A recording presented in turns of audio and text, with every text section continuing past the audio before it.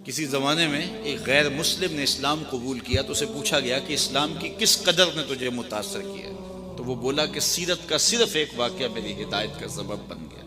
क्या हुआ? कहा मजलिस रसूल सल्लल्लाहु अलैहि वसल्लम लगी थी, लोगों का हुजूम था। एक शख्स ने अर्ज़ की हुजूर मेरे लिए दुआ कर दीजिए, मेरा बच्चा कई दिनों से गुम है, मिल नहीं रहा, मिल जाए। कबल इससे कि हुजूर के हाथ उठते और इजाबत के सारे दर खुल जाते। एक शख्स मजलिस में मौजूद था, खड़ा हो गया, हुजूर मैं अभी अभी फलां बाग के करीब से गुजर के आया हूँ और मैं इसके बच्चे को जानता हूँ, वहाँ मैंने बच्चों के साथ खेलते हुए देखा।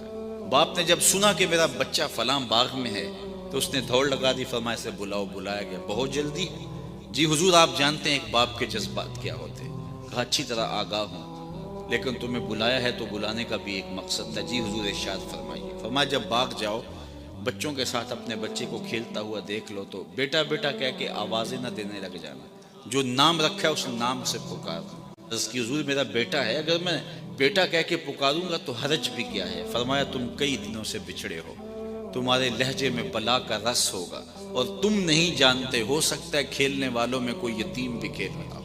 और जब तुम अपने बेटे को बेटा कह के पुकारोगे, इतना मीठा लहजा होगा तो उसके दिल पे चोट लगेगी, काश आज मेरा बाप होता तो मुझे भी बेटा कह के पुकार।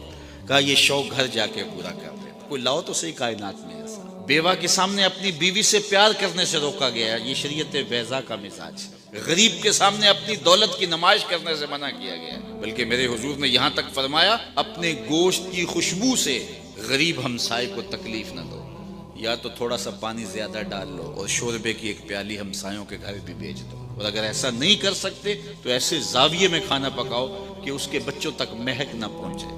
बच्चे बच्चे होते हैं, जिद कर बैठे तो वो मजदूर कैसे जिद पूरी करेगा? उन बिलखते बच्चों के आंसू कौन पूछेगा?